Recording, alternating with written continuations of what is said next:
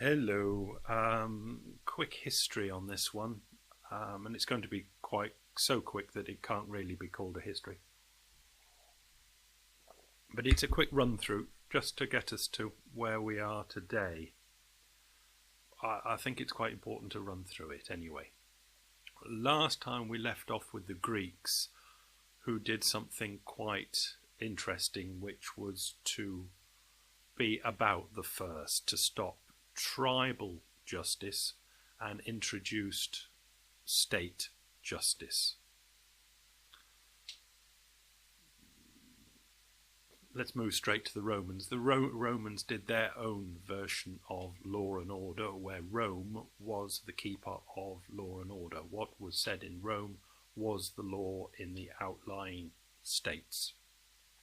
But when Rome fell apart, the state law and order fell apart and they went back to more tribal justice. But as time went by, the tribes expanded so much that it became a hybrid of state justice and tribal justice. Things developed more. We're getting into where you'd have the tribes, the workers, and you would have the knights and dukes and lords and a king, and the intermediate knights would keep the people in order. The people would have some sort of policing force, but the real law and order came from the local dukes or area lords, who were liable to the king, and everything had to be efficient, because if the local police force didn't keep law and order, the knights would come and cut their balls off. And if the lords didn't keep things in order enough so they could keep the knights together and have enough money to serve the king properly, the king would cut the knights and the lords' balls off. So that's all very well and good, and it developed after the Renaissance into more countries. We can say, call it the French Revolution, pushed aside the knights and lords and all that sort of thing and became a state which did the law and order. After the First World War, really most all power of the kings and the lords and all that sort of old hereditary stuff was in principle squashed, and in Western Europe the state became the ruling power. The thing to notice here is that the state was the ruling power for law and order.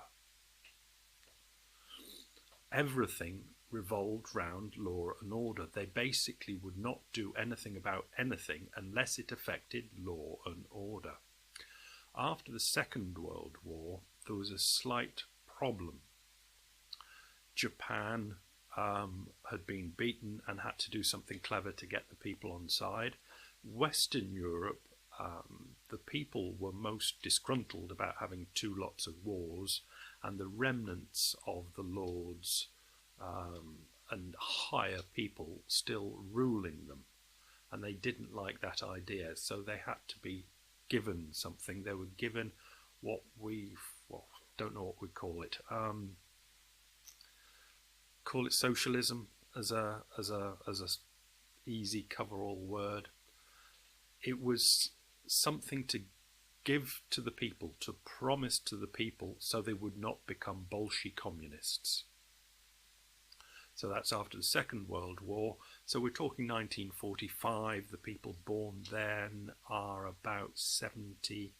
Is it 72 or 82 now? 72. So they're the first generation of people that have been brought up in states where more than law and order has been the main driving force. Protection of, where should we go? Health and things like that. America's always been slightly different because they did not have the pressures of the Second World War. They were not really ever going to turn communist, so their people were never given as much as they were in Western Europe. So we have the first generation of pensioners now who are having a pension, having free healthcare, free-ish or healthcare, and many other benefits coming from a government which always used to really specialise in law and order. That's all they ever did. And now they do law and order and so much more. And this is the first generation that's coming into retirement of this, involved in this system.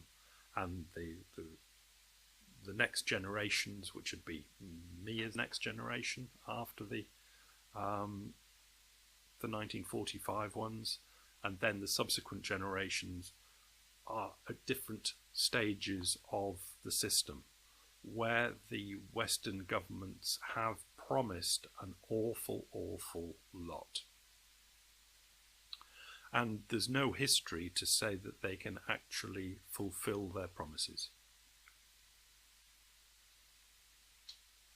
I think I'll leave it there because I think I'm going to have to go on to the nature of money, and because when you think about it, the only thing, two things, the way we look at it, there are two things. The government can give the people, let's say a pensioner, the government can pay a pension of any amount they like. They can pay pensioners enough so they all drive around in Porsches. It wouldn't be very sensible. The only thing that would be wrong with that, or constraining on that, would be what we call money, and that's why I must discuss money.